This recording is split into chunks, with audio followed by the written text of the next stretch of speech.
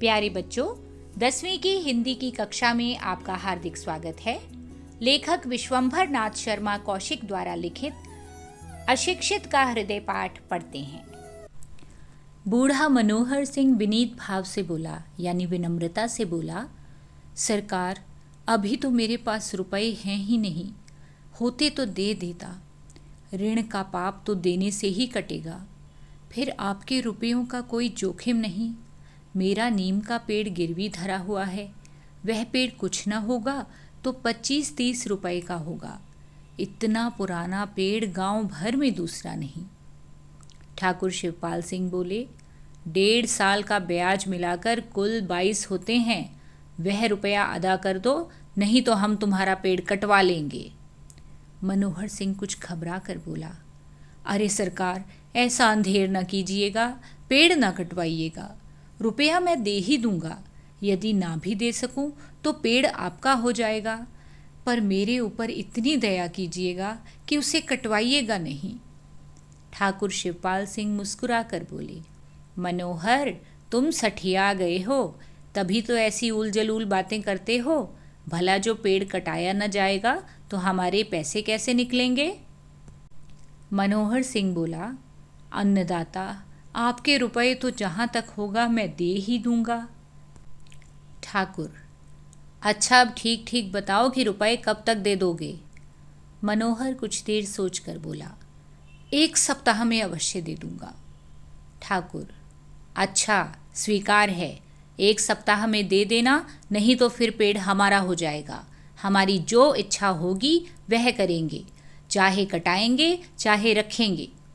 मनोहर, और जो चाहे कीजिएगा, उसे कटवाइएगा नहीं, इतनी आपसे प्रार्थना है। ठाकुर, खैर, हमारा जो जी चाहेगा करेंगे, तुम्हें फिर कुछ कहने का अधिकार नहीं रहेगा। बच्चों, मनोहर सिंह की आयु 55 वर्ष के लगभग है। अपनी जवानी उसने फौज में व्यतीत की थी। इस समय वह संसार में अकेला है। उसके परिवार में कोई नहीं। गांव में एक दूर के रिश्तेदार हैं जिनके यहाँ अपना भोजन बनवा लेता है। ना कहीं आता है न जाता है। दिन रात अपने टूटे फूटे मकान में पड़ा ईश्वर भजन किया करता है। 1 वर्ष पूर्व उसे खेती कराने की सनक सवार हुई थी। उसने ठाकुर शिवपाल सिंह की कुछ भूमि लगान पर लेकर खेती कराई भी थी, पर उसके दुर्भाग्य से उस साल अनावृष्टि के कारण, यानी बारिश न होने के कारण, कुछ पैदावार ना हुई।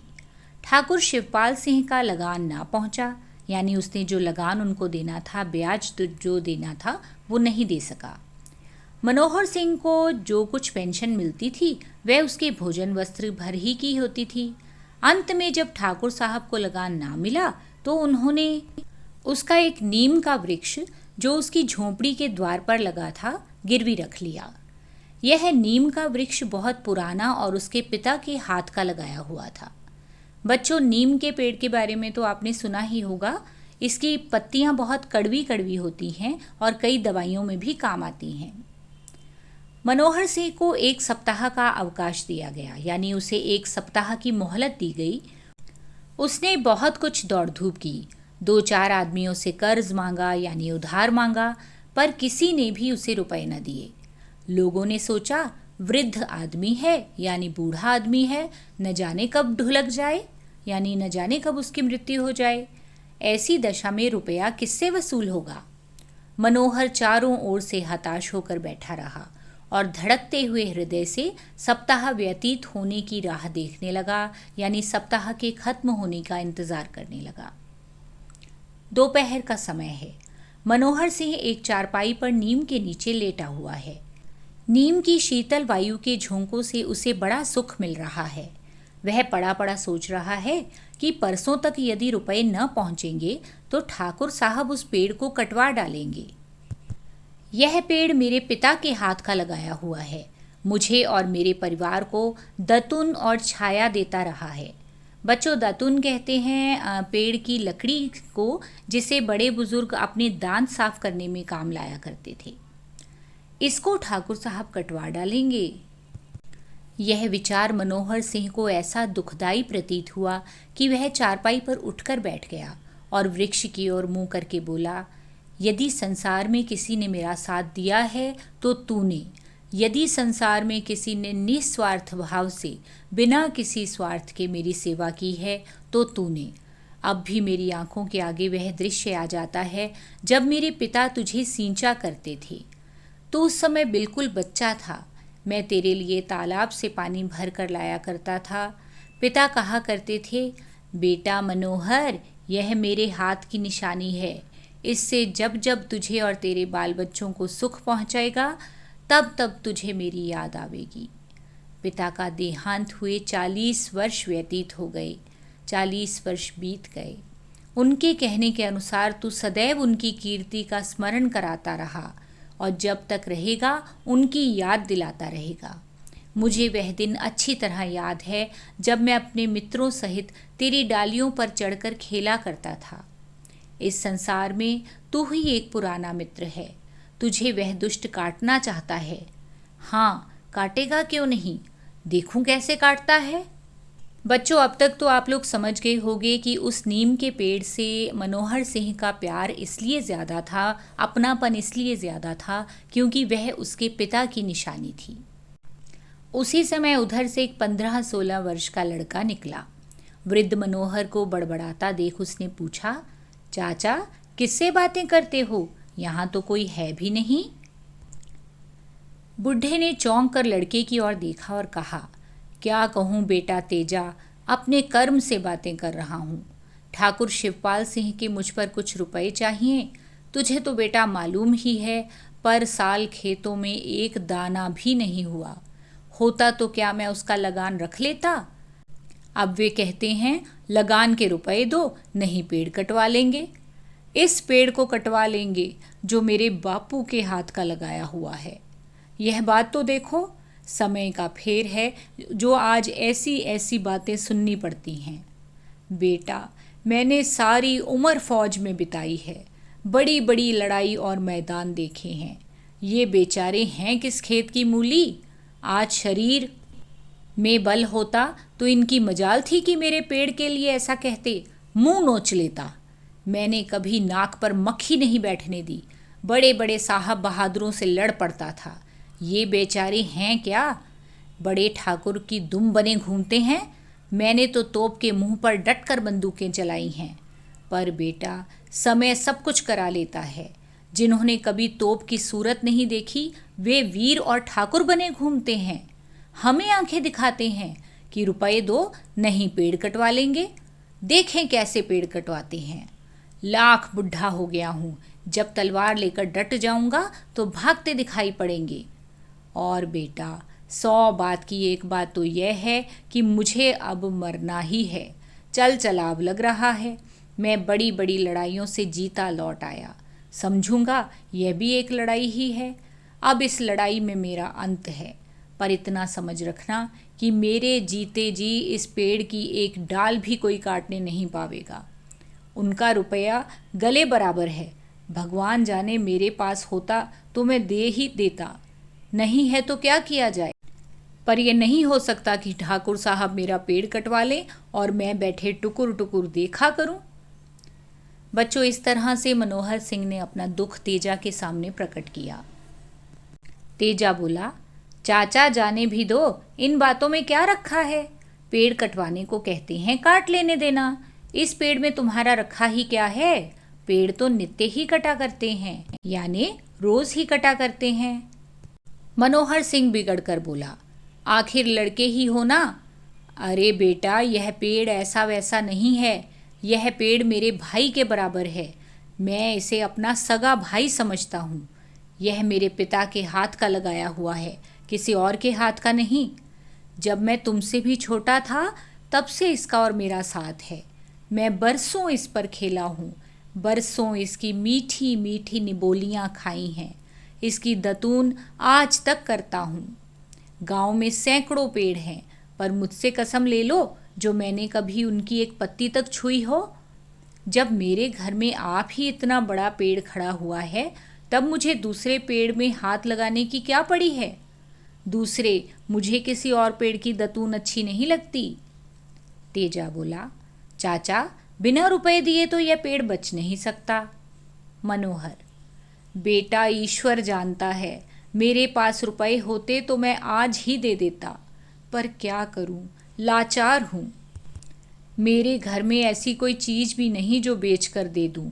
मुझे आप इस बात का बड़ा दुख है। गांव भर में घूम आया, किसी ने उधार न दिए। क्या करूं? बेटा तेजा, सच जानना, जो यह पेड़ कट गया तो मुझे बहुत बड़ा दुख होगा। मेरा बुढ़ापा बिगड़ जाएगा। अभी तक मुझे कोई दुख नहीं था।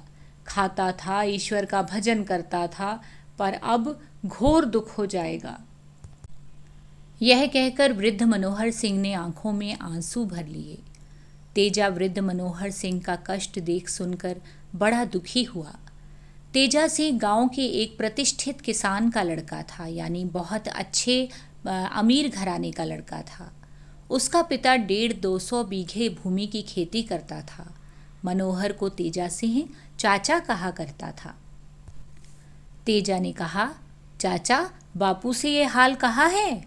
मनोहर, सबसे कह चुका बेटा, तेरा बापू तो अब बड़ा आदमी हो गया है। वह मेरे जैसे गरीबों की बात क्यों सुनने लगा? एक ज़माना था जब वह दिन दिन भर द्वार पर पड़ा रहता था। घर में लड़ाई होती थी तो मेरे ही यहाँ भाग आता था और 2-2, 3-3 दिन तक यहाँ रहता था। वही तुम्हारा बापू अब सीधे मुंह बात नहीं करता। इसी से कहता हूँ, समय की बात है। तेजा ने पूछा, कितने रुपए देने से पेड़ बच सकता है? मनोहर, 25 रुपए देने पड़ेंगे। तेजा, 25 रुपए तो बहुत हैं चाचा। मनोहर, पास नहीं हैं तो बहुत ही हैं, होते तो थोड़े थे। तेजा, 10-5 रुपए की बात होती तो मैं ही कहीं से लाकर दे देता। मनोहर, बेटा, ईश्वर तुझे चिरंजीव रखें, यानी लंबी आयु करें। तूने एक बात तो कही, गांव वालों ने तो इतना भी नहीं कहा। खैर, देखा जाएगा, पर इतना तू याद रखना कि मेरे जीते जी इस पेड़ को कोई हाथ नहीं लगाने पावेगा। 1 सप्ताह बीत गया। आज 8वां दिन है। मनोहर सिंह रुपयों का प्रबंध नहीं कर सका। वह समझ गया कि अब पेड़ का बचना कठिन है, पर साथ ही वह यह भी निश्चित कर चुका था कि उसके जीते जी कोई उसको नहीं काट सकता। उसने अपनी तलवार भी निकाल ली थी और साफ करके रख ली थी। अब वह हर समय पेड़ के नीचे पड़ा रहता था, तलवार सिरहाने रखी रहती थी। 8वें दिन दोपहर के समय शिवपाल सिंह ने मनोहर सिंह को बुलवाया। मनोहर सिंह तलवार बगल में दबाए अकड़ता हुआ ठाकुर साहब के सामने पहुंचा। शिवपाल सिंह और उसके पास बैठे हुए लोग बुढ़े को इस सजधज से देखकर मुस्कुराए। शिवपाल सिंह ने कहा, सुनते हो मनोहर सिंह, 1 सप्ताह बीत गया, अब पेड़ हमारा हो गया। आज हम उसकी कटाई शुरू करते हैं। मनोहर, आपको अधिकार है। मुझे रुपया मिलता तो मैं दे ही देता, और अब भी मिल जाएगा तो दे ही दूंगा। मेरी नीयत में बेईमानी नहीं है। मैं फौज में रहा हूँ, बेईमानी का नाम नहीं जानता। शिवपाल, तो अब हम उसे कटवा लेना। मनोहर, यह कैसे कहूँ, आपका जो जी चाहे कीजिए। यह कहकर मनोहर सिंह उसी प्रकार अकड़ता हुआ ठाकुर शिवपाल के सामने से चला आया और अपने पेड़ के नीचे चारपाई पर आकर बैठ गया। दोपहर ढलने पर 4-5 आदमी कुल्हाड़ियां लेकर आते हुए दिखाई पड़े। मनोहर सिंह झट मयान से तलवार निकाल डट कर खड़ा हो गया और ललकार कर बोला, संभल कर आगे बढ़ना। जो किसी ने भी पेड़ में कुल्हाड़ी लगाई तो उसकी जान और अपनी जान एक कर दूंगा। वे मजदूर बुढ़े की ललकार सुन और तलवार देखकर भाग खड़े हुए। जब शिवपाल सिंह को यह बात मालूम हुई तब पहले तो वे बहुत हंसे, परंतु पीछे कुछ सोचकर उनका चेहरा क्रोध के मारे लाल हो गया। बोले, इस बुढ़े की शामत आई है। हमारा माल है, हम चाहे काटें चाहे रखें, वह कौन होता है? चलो तो मेरे साथ, देखूं तो वह क्या करता है।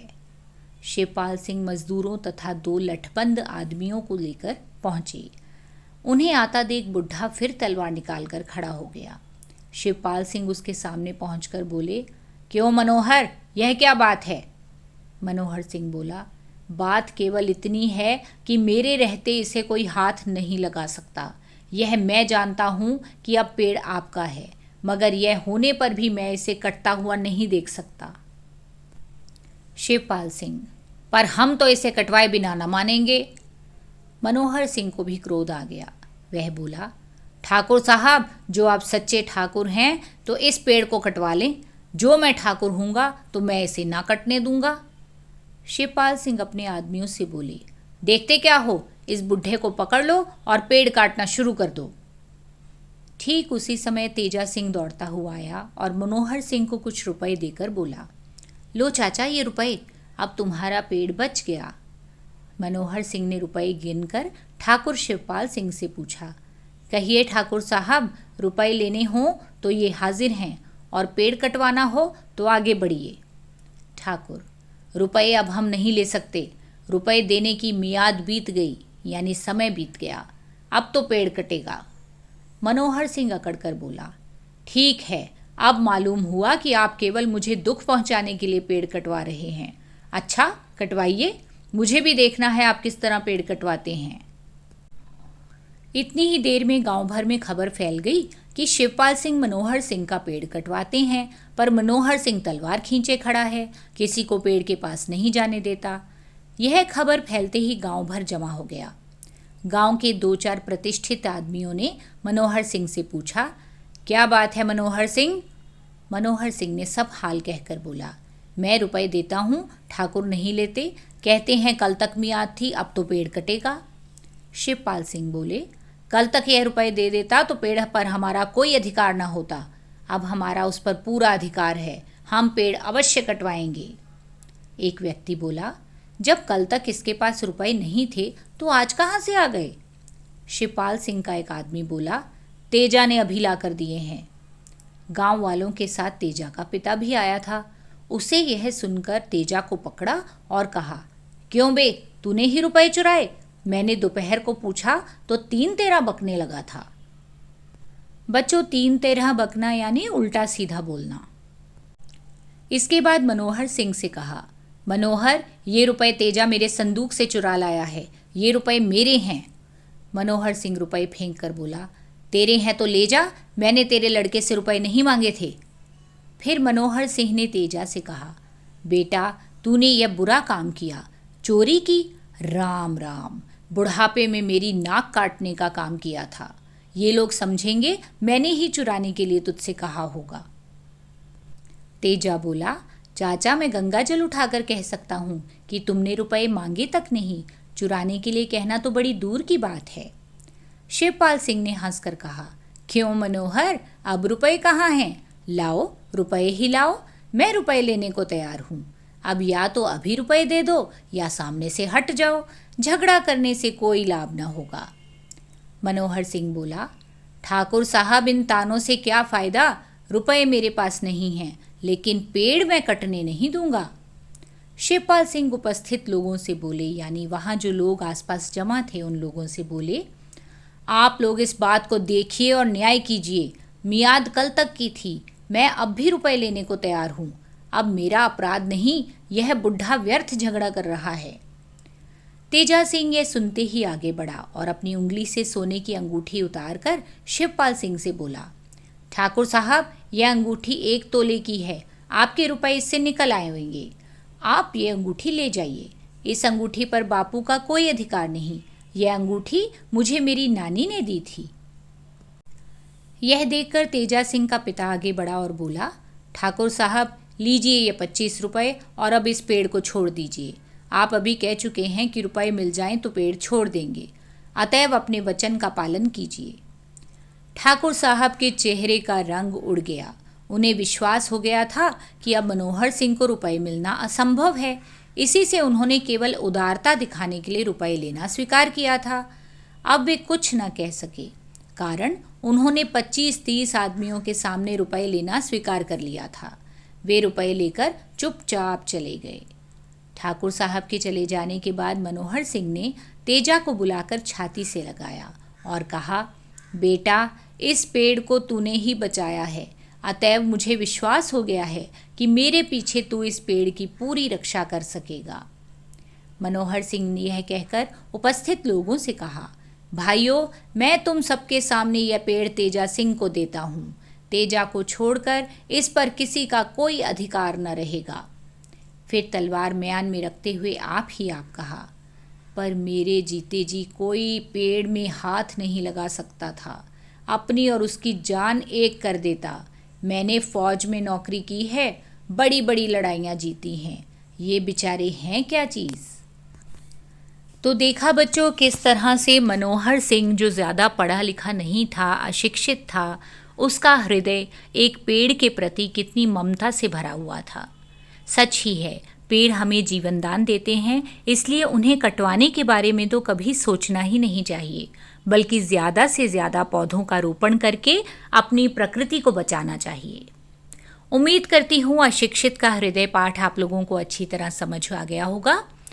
इसका अभ्यास आप नीचे डिस्क्रिप्शन में देख सकते हैं। इसी प्रकार अपनी कक्षा से जुड़े हुए अन्य वीडियो देखना चाहते हैं तो मेरे channel Hindi classes with Anila Batra को सब्सक्राइब करना मत भूलिए और बेल आइकन दबाइए, ताकि जब भी मैं कोई नया वीडियो पोस्ट करूं तुरंत आपको उसकी सूचना मिल जाए। इसी प्रकार मन लगाकर पढ़ते रहिए और जीवन में आगे बढ़ते रहिए। धन्यवाद।